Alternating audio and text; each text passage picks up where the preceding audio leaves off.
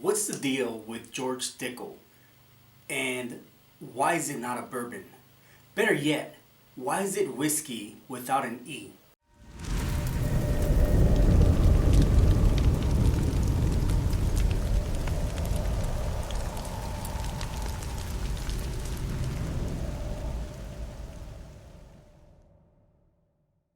What is up, guys, and welcome back to Bottled in Bond.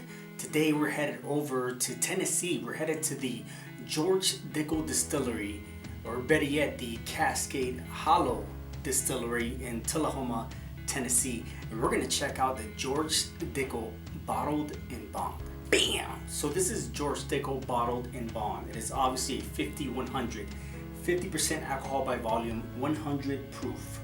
Unlike many other bottled in bonds, they actually do have a pretty unique age statement. I have seen online a lot of people claiming their 2020 release to be a 13-year age statement. Not too certain when this one was released, but this is coming in at 11 years, so 11-year age statement. Now, George Dickel underwent a different rebranding, if for lack of a better word, and that's when they changed to the Cascade Hollow Distillery in Tullahoma.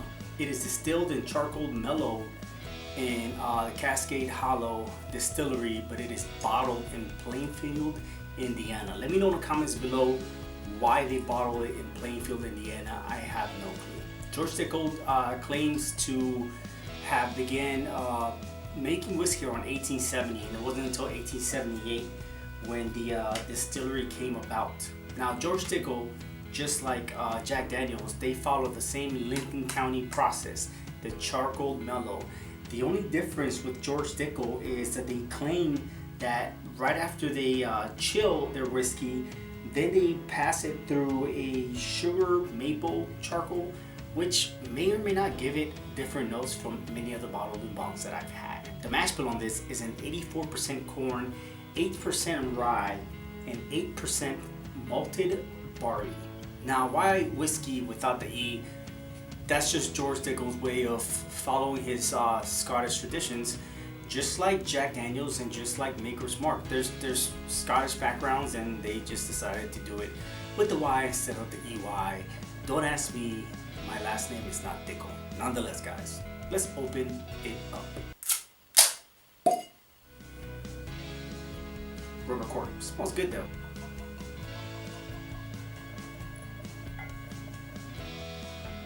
George Dickel, man, it's not every day that you come across a very reasonable priced bottled in bond, especially one over 10 years.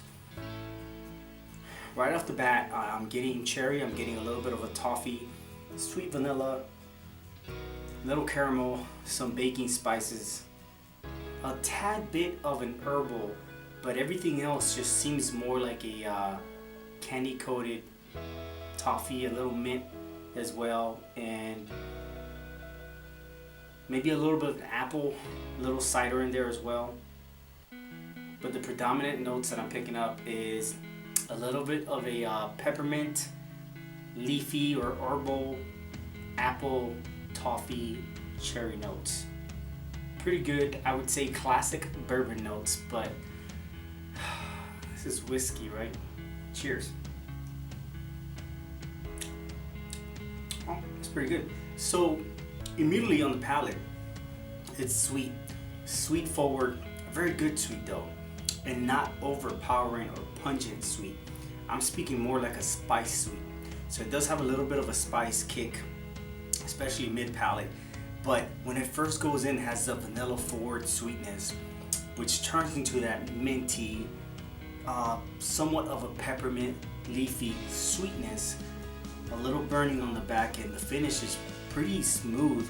It almost tastes as if it wants to be a drier whiskey, very woody and oaky, but then towards the end of the finish, you get a little bit more of that sweetness coming back in the form of some type of fruit. Maybe, I don't want to say citrusy, but maybe like that apple cherry combination that I was picking up on the nose. Right on the second sip, more of that sweetness, more of that little bit of a caramel and toffee combination. Still get a little bit of that crisp apple, like not so much cherry, still woody and oaky. and just sweet and delicious, to be honest. And on that last and final sip, the cherry comes back, the sweetness remains, the classic whiskey bourbon notes are there. I could kind of see where the whole charcoal, maple, sugar, charcoal mellowing kind of plays into this whole concept, because it does add some kind of a different flavor. It mellows it out, makes it smooth, easy to drink, sweetness, oaky, toffee, charcoal, or should I say charred. It's different and it's good. To be honest, this is one of my now top 3 bottled in bonds. George Dickel bottled in bond. This is pretty good stuff, and for the price, you're looking at mid-30s. Would I say is worth $50? You know what? This competes with the $50, $60 bourbon price range. It is pretty good. The fact that it remains in the 30s is remarkable. I definitely recommend this whiskey. Nonetheless, guys, if you guys have had George Dickel bottled in bond from the George Dickel Distillery, Cascade Hollow Distillery in Tullahoma, Tennessee, let me know in the comments below. Let me know what you guys thought. This is great. I like it. Recommend it. Price range amazing. Taste amazing. Smell amazing. Good stuff. George Dickel is doing great things. Let me know in the comments below what you guys thought and what whiskey you guys think I should be reviewing next here on Bottled in Bond. I'm Ozzy. This is George Dickel Bottled in Bond, Tennessee whiskey from the Cascade Hollow Distillery in Tullahoma, Tennessee. And this is Bottled in Bond. Cheers.